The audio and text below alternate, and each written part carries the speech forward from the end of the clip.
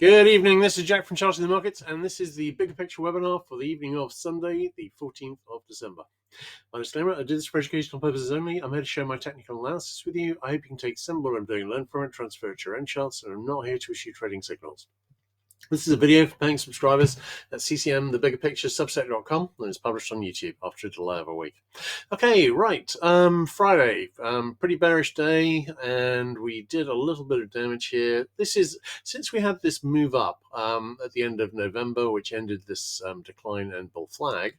We have been seeing a very spiky and uncertain rise. I'm still expecting to see a retest of the all-time high on SPX and on Q. We've already seen that on RTY and YM, but this has been getting fairly slow.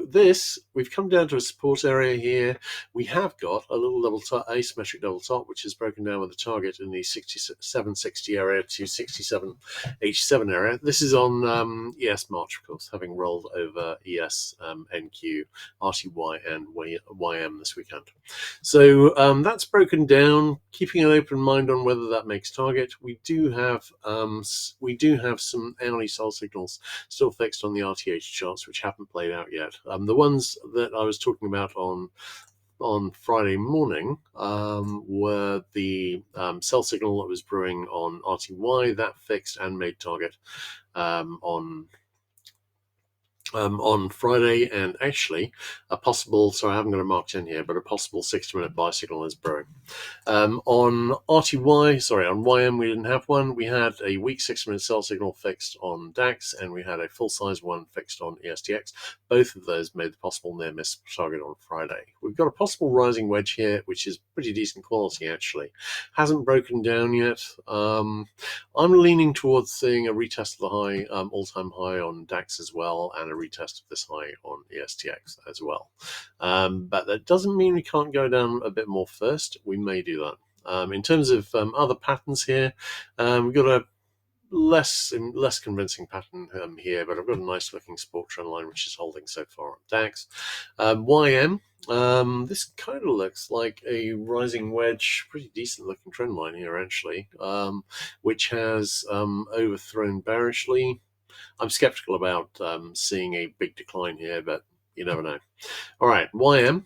Nice looking rising wedge here. I was talking about this on Friday morning, and that has broken down slightly. No obvious reversal pattern here, but it'd be very easy to form, obviously, a head and shoulder pattern with a rally and then a move down.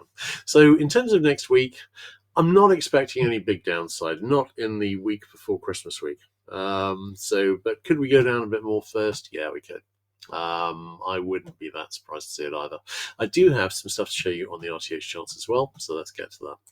Okay, let's have a look at, bear with me a moment. All right, let's have a look at the bigger picture chart. Okay, I'm looking at SPX.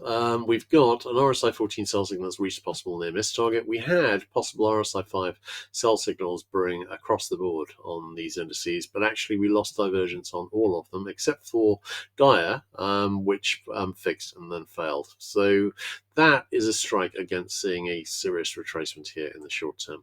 On the ES chart, obviously we haven't made, we got pretty close to, but haven't quite made a new all-time high on ES and SPX, and we haven't done that on Qs either. Qs, one reason we're seeing this rather spiky action here, I think, is because actually on Qs we have the weakest move up from the lows. And actually, you can see on Friday, we're coming back in and we're testing the daily middle band, and we're testing the 50 DMA, and closed slightly above both of them. This should be decent support, and I'm looking for support there, but I wouldn't be astonished if we went lower. In terms of the RSI 14 sell signals, by the way, we have fixed sell signals across the board, but they've all reached the possible near miss target now, so there's no particular reason to go lower. Looking at the hourly chart on SPX, we've still got an RSI 14 sell signal there. I don't think we had one on the Qs. Nope, we've got one, but it's now reached the possible near miss target. On Dia, we had one originally, but it failed on this latest move up when we made the new all-time high. So we've got one on SPX. Let's have a look at IWM. IWM, we've still got one there too. That one is not close to target because of course, IWM has been pretty strong here. Both IWM and Dia made new all-time highs with considerable confidence. Are we looking at topping patterns here? I'm not really looking for a top here because we've got all those head and shoulder failures we had across the board on the US indices all have targets at retest of the all-time highs, and I'd be surprised not to see those made, particularly in December. Now, I will recognise that obviously there's a lot of economic bad news. Government is an incompetent disaster. The Fed's about to lose its independence, it would appear, over the next few months. There are plenty of things for to not be cheery about on the economic front, but nonetheless, you don't tend to see any significant declines really in December. Could this year be the exception? Yes, but I'm not seeing any strong signs of that. We'll see. All right, DAX. I'm still waiting to see. Did we make it over? Yeah, this head and shoulders has finally failed. So hang on, I'm just going to mark that up. So what does that mean? Well, that means now this is the last of the head and shoulders, which had formed and broken down, which has now failed, and that's got a target again at a retest of the high. So that's even more fuel to think that, and we've got DAX and SPX and Qs haven't made that high retest yet, and I'm expecting all of them to make it.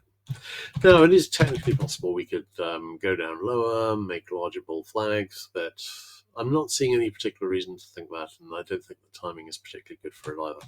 Now, one thing to remember, hang on one second, for next week, is just in terms of the historical stats, we've got neutral stats on Monday and Tuesday, we've got a bearish leading day on Wednesday, neutral stats on Thursday, and we've got a bullish leading day on Friday. So I would say really the historical bias is basically sideways to up. On Nikkei, Nikkei is back confidently over the daily middle band, has now spent several days trading over that. We did have a possible head and shoulders forming. This one never broke down. And now doesn't look at all like a head and shoulders forming. It really needs to stay below the daily middle band for that. I'm leaning towards seeing a retest of the high here, but I don't actually have a formal target there. We will see. In the short term, is there a case for getting down to potentially testing this rising support? Yeah, maybe. I could see that. It is the obvious next target within this overall rising megaphone here. So we'll see how that goes. But is it required? No, not really. We will see. Okay, let's have a look at DX. Okay, DX. We've got obviously a double top which has broken down here. Now, that's got a target in the 97.37 to 97.47 area, and it may well make that. I've got to say there are some indications it might not. I've got a decent looking falling megaphone here, and I've got some positive divergence, not on the hourly chart, which I'm looking at, so we will see. Let's have a quick look at those currency pairs, and on euro, obviously we had a possible bear flag forming, quite a nice one actually, and that broke up, so that's no longer in play. Do we have a double bottom here? Not really. Not an IHS of any quality either, so I've not marked in a bottoming pattern here because there really isn't one. GBP USD. Not a decent one here either, really. Arguably, we could have an IHS breaking up here. Yeah, I think arguably yes, and that would have a target at a retest high, but equally, like the DX head and double top that's broken down, it could fail. USD JPY, now this is an interesting one because we've got a flag here which broke up, and then this falling channel is formed, and it's quite a nice one. So I'm thinking we may well head down here, and of course that is a match with the dollar falling further from here.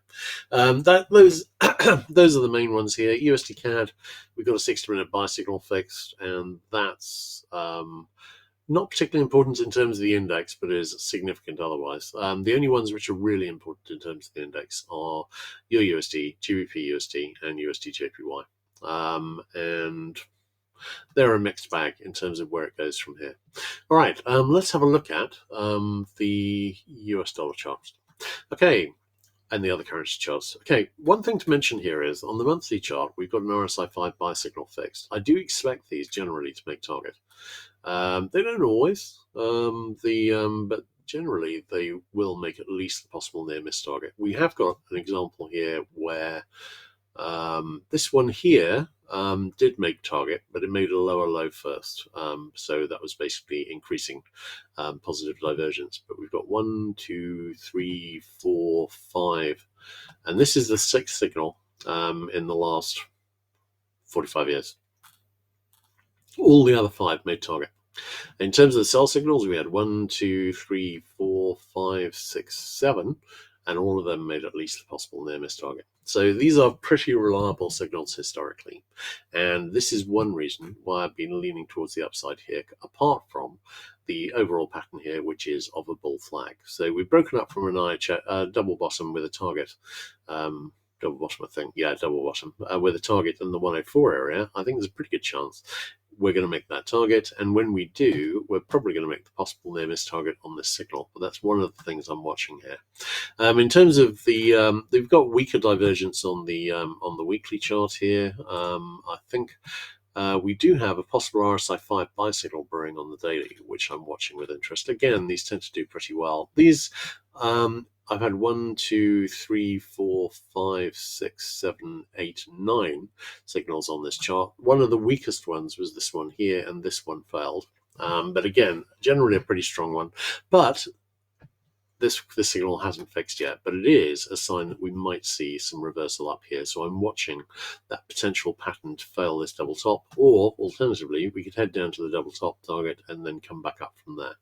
We will see. Would that possibly be an IHS? Not really. It would still be a double bottom with just a deeper than usual retrace, but I've seen plenty of them make target from there. So in terms of the double top, this is the double bottom. This is the double bottom that's broken up, and it's very nice. And with the monthly buy signal, the overall setup, I'm really liking the chances of getting there.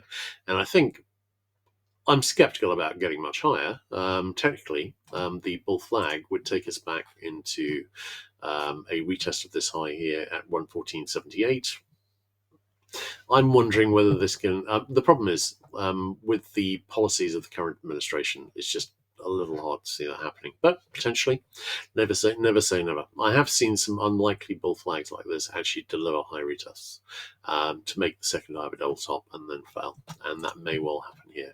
We've got matching bear flags on EURUSD and GBP USD, and again, that strengthens the setup on the US dollar, or at minimum doesn't hurt it at all. In terms of USD JPY, I'm leaning towards seeing a retest this high here at 162, and that involves the US dollar going up at least somewhat. Could this be a part of a larger breakup? Yes, it could. But I'm skeptical about that because I don't think the dollar's is going. I think bigger picture, we're just really discussing what happens after we see a strong reversal of this move up here from the 2008 and 2011 lows. That is very much the bigger picture message on this chart. But the question is, where do we fall from? And I think that's what we're determining at the moment. USD CAD, this has been trading in a range for years, a decade, more than a decade. But we could easily go back up and retest that high. Both of those, USD JPY and USD CAD, would be a decent match. With what we're seeing on the with the target in the 104 area. Nothing really happening here on US dollar. I think there's an argument possibly for retesting this low at 0.551, and a further move up on the dollar might deliver that. NZUSD, this has actually been forming a triangle for the last 5 years, and the next obvious target would be support here at 0.549, and if we see that move up to 104 on US dollar, that would be a pretty good time to see that happen. All right, let's have a look at ZB. Okay, ZB. We've got a big head and shoulders, which is broken down with the target in the 112.04 area. In the short term, this was the Fed cutting rates, which, as I said, was probably not going to have more than the momentary effect. This is us going back and retesting the low and more. And at the moment, I'm not seeing anything suggesting really that this isn't going to continue down. I'll talk more about this on the RTH charts, but in terms of ZN, again, we've got a double top. This is broken down, well, double top instead of head and shoulders here, but it's a nice looking double top, and it's broken down with a target in the 110.17 to 110.12 area. We saw a bit of a rally here on the Fed, and that's been largely given back, but not entirely so far. We will see. All right, let's have a look at the bigger picture charts on those. And looking at TYX, obviously bigger picture, we've got these huge potential inverted head and shoulders forming. I'm not expecting anything immediate on these. I mean, the thing is, on this scale, I mean, this chart goes back 55 years. Everything takes a while. This falling wedge took 40 years to form. So when I'm talking about potentially heading up into the 9.5 area, that is something that could happen suddenly, but equally it's something that could happen over the next 5 years. But it is something very much to bear in mind. We do have an RSI 14 cell signal fixed and an RSI 5 cell signal. We're now, in the last 55 years, we've only had one other sell signal on TYX. That did make target. But at the time, we were up at like 15%, way above where we are now. I'm skeptical about this making target, and obviously we don't have a very long history on it. In terms of the RSI 5 cell signal, which fixed at the same time, this has made the possible near miss target already, and that is enough. We'll see. There's two previous ones. So, I mean, these are more reliable, but that one effectively may be played out already. I would note that on the monthly middle band, you can see how good it is as support. And you can see we've come back and back tested it. Now, at the moment, we are rallying fairly strongly from it. In terms of the weekly chart, we've got a potential bull flag here, and you can see here that flag is now starting to break up. That is backing up this IHS, which is broken up with a target at, for some reason I haven't marked it on this chart, but the target is in about the 50.2 area. I'm liking that, and I'm thinking that may well deliver a new all-time high. And this is something to mention because, hang on, I'm just going to see if I can dig it up for you. I was pulling out a future. I was looking at future charts. Aha, here it is. Okay, this is something that you need to be aware of. Now, I wrote a post a year ago. I'm going to be writing a follow-up post soon, talking about the fact that the Fed doesn't actually control interest rates. Real interest rates are based on 10-year yields. 30-year yields. These are what all American borrowing is based on, including the government's borrowing, obviously. So, and I think Trump was saying that he wants the Fed to put interest rates below 1%. Personally, I think it'd be I think the last time that the president, which was Nixon, took over the Fed, took away the Fed's independence, was in the 70s, and frankly, that was a disaster. I don't think this would work well, but I think it's also based on an essential misapprehension, which is that the Fed controls interest rates. It doesn't. And Trump said that, if this gets down to 1%, then it's going to reduce the borrowing costs of the government. It's only going to reduce the borrowing costs of the government if bond yields go down. And you can see this chart here is showing what I've been saying, which is that actually since we started cutting interest rates at 5.5 and it's now gone all the way down to 4, actual 10-year yields have gone up, and actually 30-year yields have gone up more. This is the Fed not having an impact on interest rates. And what I was writing about here was that the more that the Fed cut interest rates without it having any impact on government borrowing costs, the more it became obvious that they don't actually control interest rates. Real interest rates are actually set by bond market yields, and they don't control those. So nonetheless, they have persevered, and it may be that the Fed may cut interest rates back to 1% after Trump takes it over next year. But I don't think that's going to change bond yields. It hasn't changed anything so far, and I think it would continue not changing anything.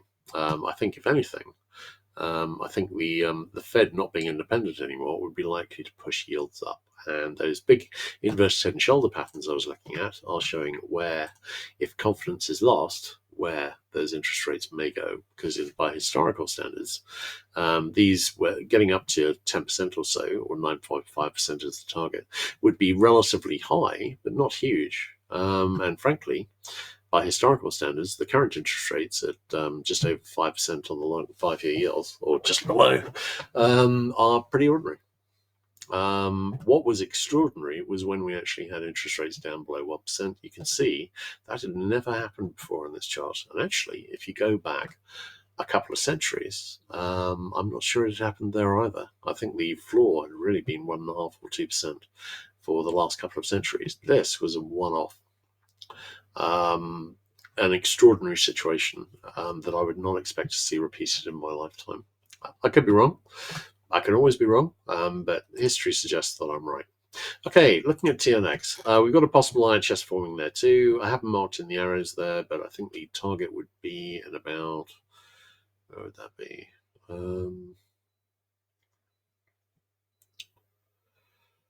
Right, that would be in about the 8.4 area, so up here. Nope, that looks wrong. 94 area, I think. All right, a long way up in any case. It's so it's a nice looking IHS. Frankly, it could form for another 3 years and would only improve the quality of the right shoulder, and maybe it will do that. But in the event that we see a big loss of confidence, that's what I'll be watching. On the weekly chart, we've got an RSI 5 buy signal that's reached possible near miss target, and we have an overall potential triangle forming. In terms of the, hang on, right, that's the triangle on the daily chart. No current divergence, although we could set up a possible daily RSI 5 sell signal on a retest of this high. We do have, on the hourly chart, I've got it marked up, we've got an IHS which has formed here. Now, I did mention last week there was a possibility we would pull back here and form an alternate right shoulder, but actually this is already a very nice looking IHS. It's broken up with the target in the 43.9 area. And I think there's a pretty good chance it's going to make it. Bigger picture, this may be a bull flag, which is breaking up towards a retest of this high here at 46.29. How is that looking? Could that be a bull flag? No, it wouldn't be a bull flag under these circumstances, actually. But I'm watching the triangle, and if we get up to that IHS target, we'll be over this triangle resistance trend line, and that could take us back up into a retest of the highs. Looking at TLT, right? Not seeing any sign that these IHSs aren't going to make target. We will see how that develops, but on TLT we got the same kind of picture as well. I've got a possible IHS forming here too. That could only break up if the other patterns were moving a long way away from breaking up themselves. So, but in terms of the smaller picture here, we've got a head and shoulders that's broken down. I've shown it on the hourly chart here, and that's broken down with a target in the 85.1 area. And again, I'm not seeing anything suggesting that isn't going to make target.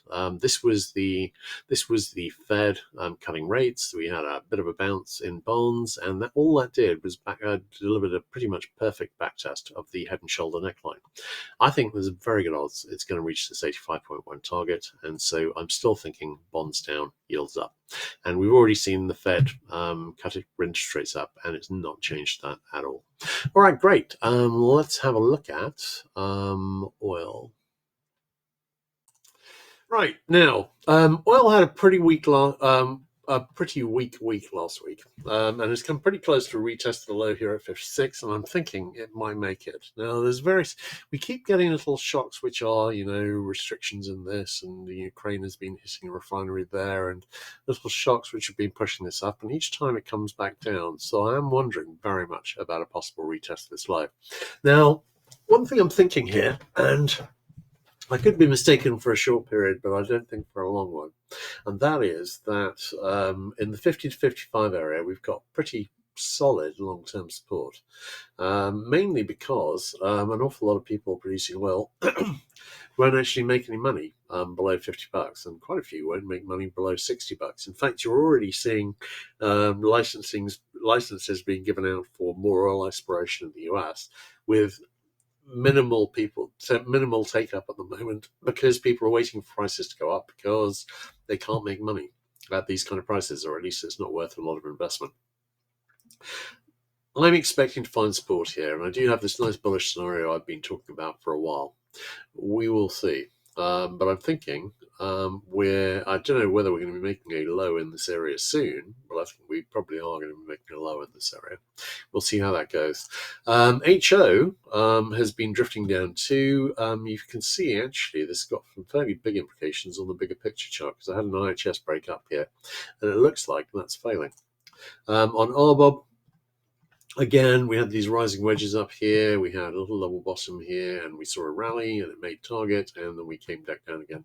I'm wondering about retests the low, the October lows on both RBOB and HO here, and we're getting both of those are now beyond. Hang on 1 second. I think I've actually marked up. Nope. Okay, sorry, I thought I'd marked up, but these are really, we've come down so far that the next obvious target would actually be retest the lows. Looking at NG, we've actually seen a rejection here. It's come down from 5.5 to 4.1, which is a pretty impressive rejection, even for natural gas, and formed this very, very tight falling channel, falling wedge while we've been doing so. I think we might be due for a rally here, but it might just be establishing a less steep pattern. So we will see, but I've got more about these to say on the daily charts, so let's move on to those. Okay, looking at WTIC. Bigger picture, of course, we've got this falling wedge here. Now, I would say the falling wedges we've got here, which have broken up on all of WTIC, heating oil and gas oil, all could come down and touch their wedge support trend lines again, and then the wedges would effectively be unbroken, but they would still be wedges. And they would still have a decent prospect of delivering a big move up, and we've got potential reversal patterns right here at what is a fairly decent looking longer term support level.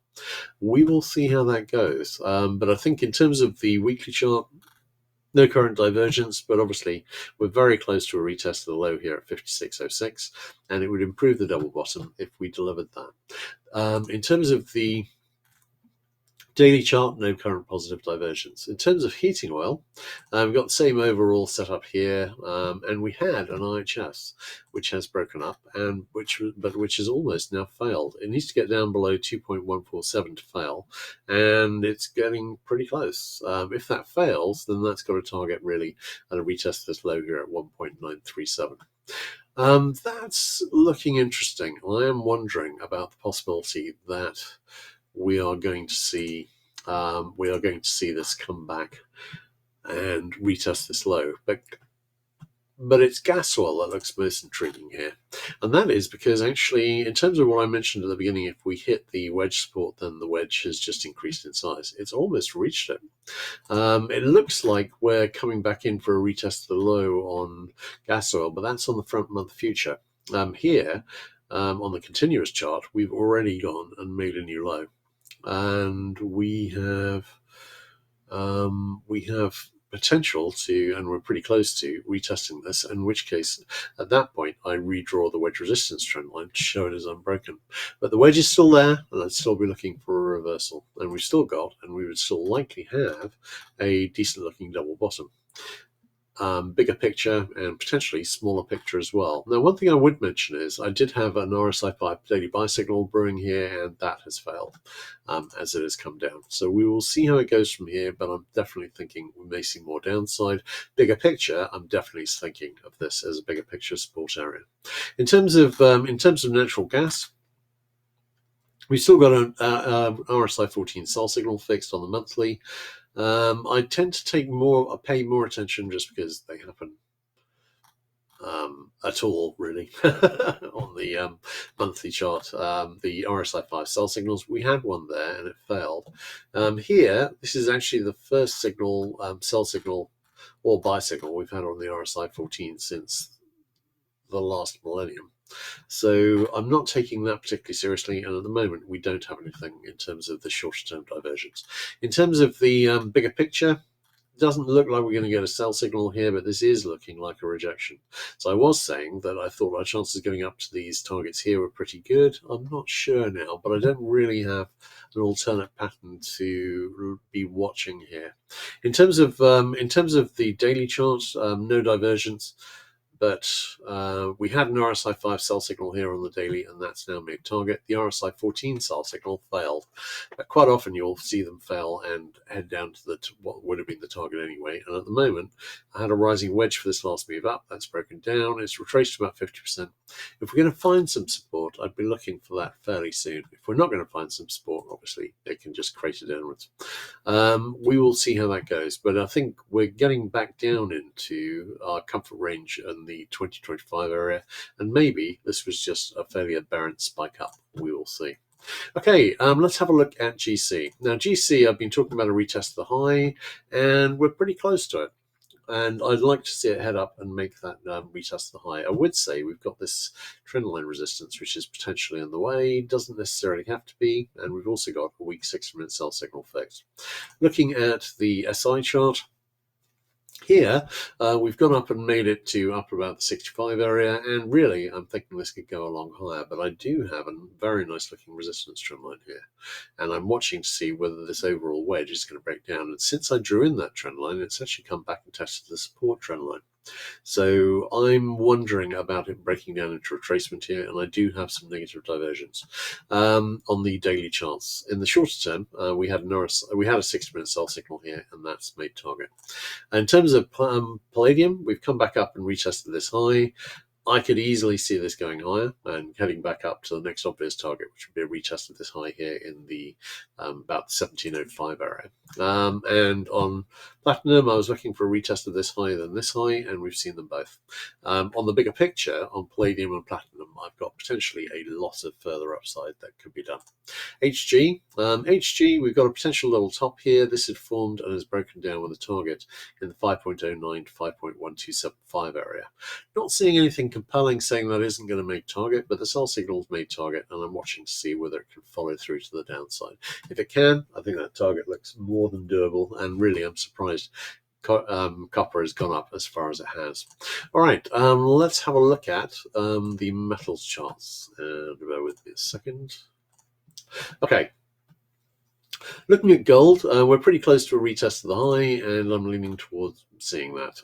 As soon as we see that, we could see some negative divergence, which we're already seeing on GDX on the weekly charts.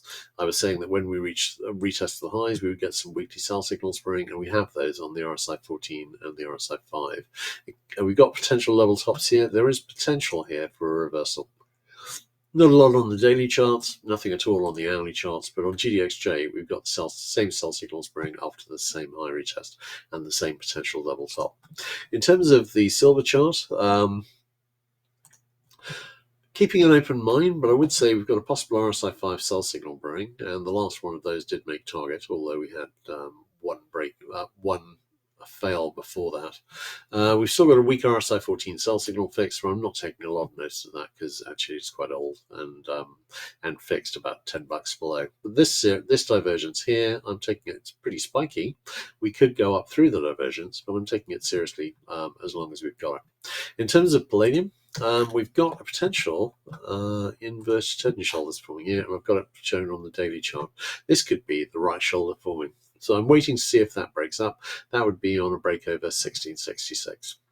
On platinum, on the bigger picture, we've got an IHS which has already broken up, and we've just made a new high. I'm liking the odds of it making the target, and I've got that at a retest of the 2290 area.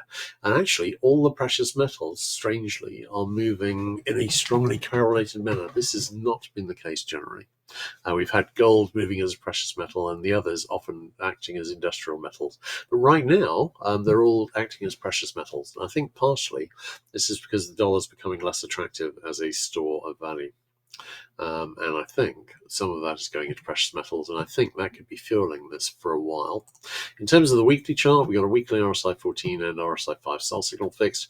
Not delivered anything so far, and doesn't need to. In terms of the daily chart, I've got a possible RSI 5 sell signal brewing, but that was just going to happen when we retested this high. We could go straight up through that, and I'm watching to see whether we do that.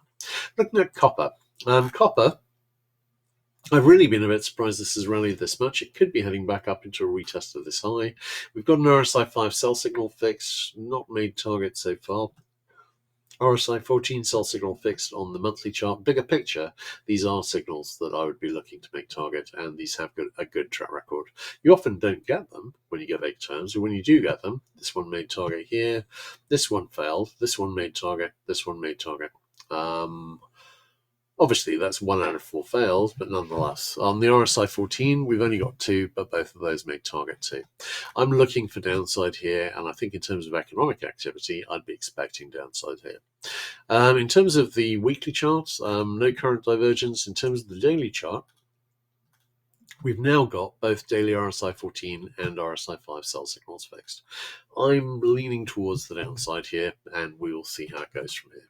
All right, great. Let's have a look at the other commodities. So, bear with me a second. All right, KC. KC, at the moment, we're failing to get back over the monthly pivot, and I've just mentioned this is, we have a potential large double top here, and this is the double top support.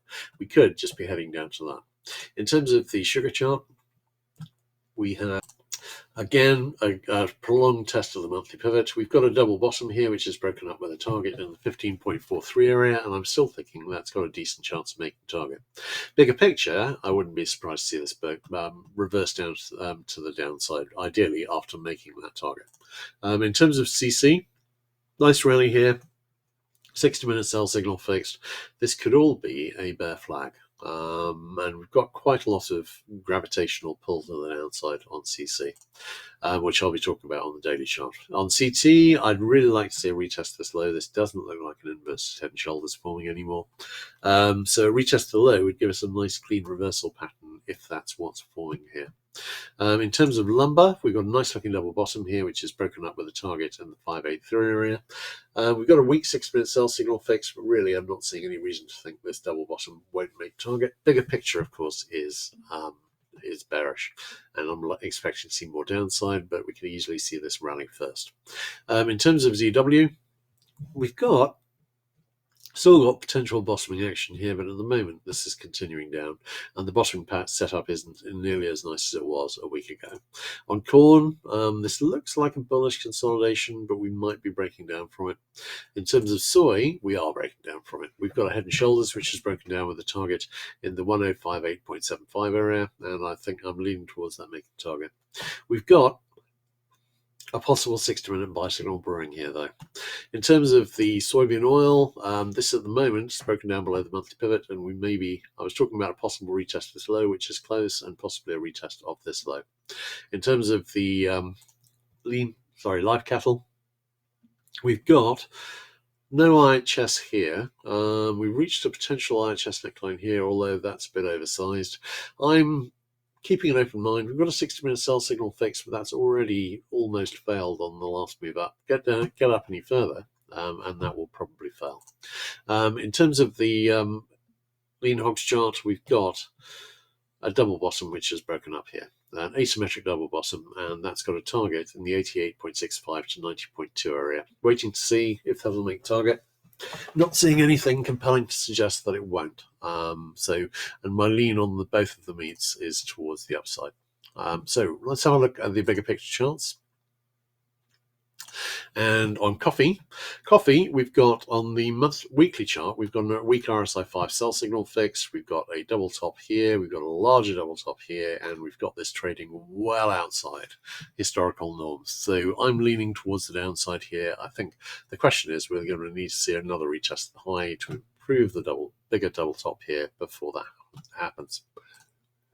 In terms of the daily chart, we've got an RSI 14 sell signal fixed, but it's old. Leaning towards the downside, and at the moment, as long as we hold below the daily middle band, this is likely going down. Looking at sugar, on the bigger picture, I do have a head and shoulder target in the 9 area, which would be a retest of the 2020 low, and it could be that we are heading there. I've been looking for a variety of possible bottoming setups here over the last few months. I've not seen it. Nothing has held. We're below the weekly middle band.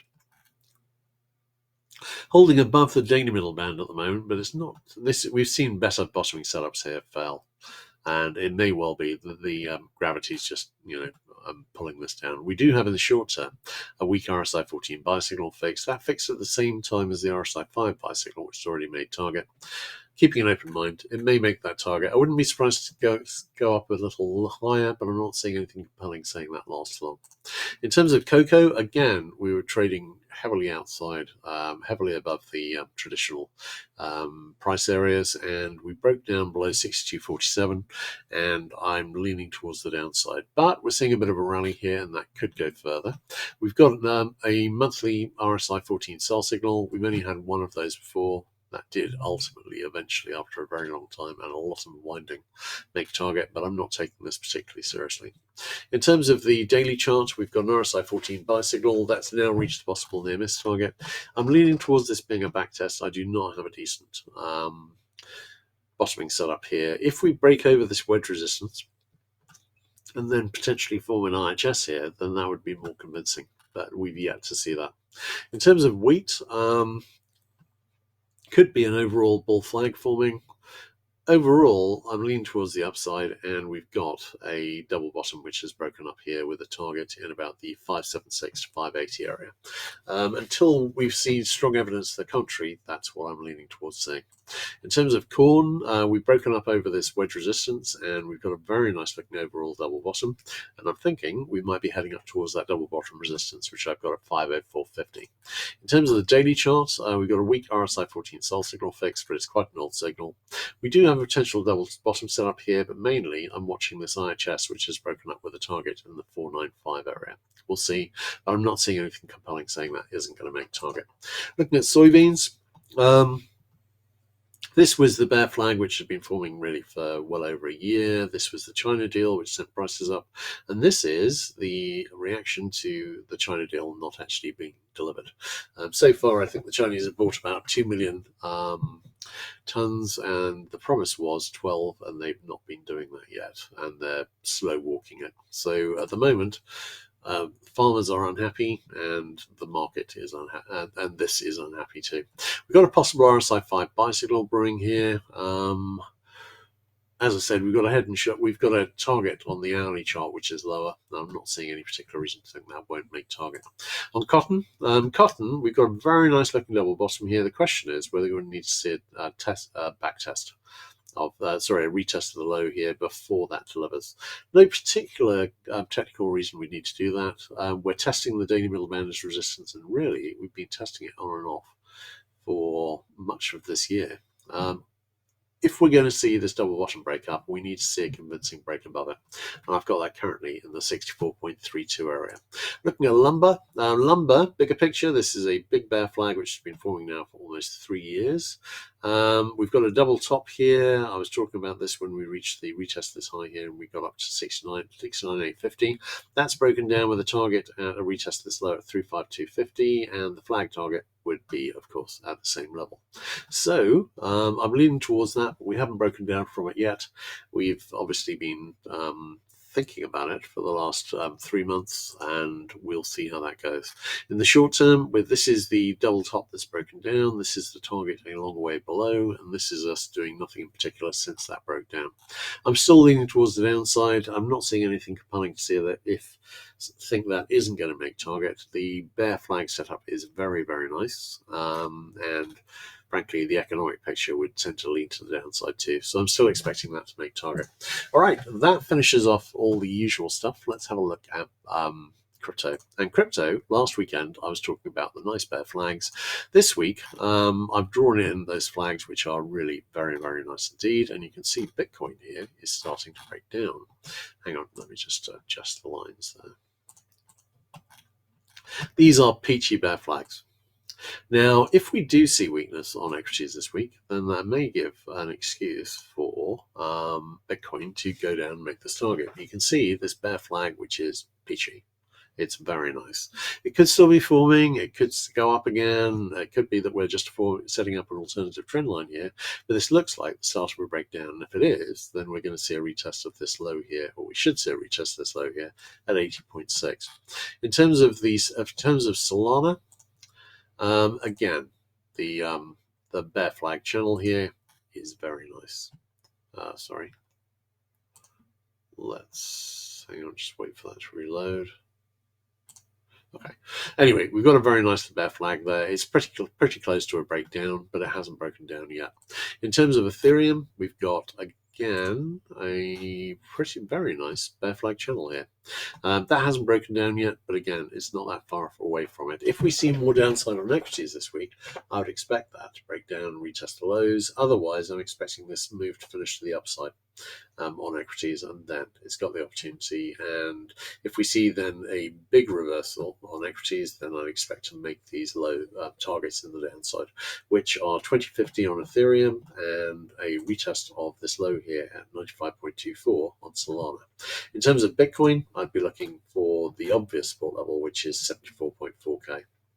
And that could be a very nice matching move on all of these crypto instruments. We shall see. All right, great. In that case, that's a wrap. I'll catch you guys again on Wednesday, and everyone take care.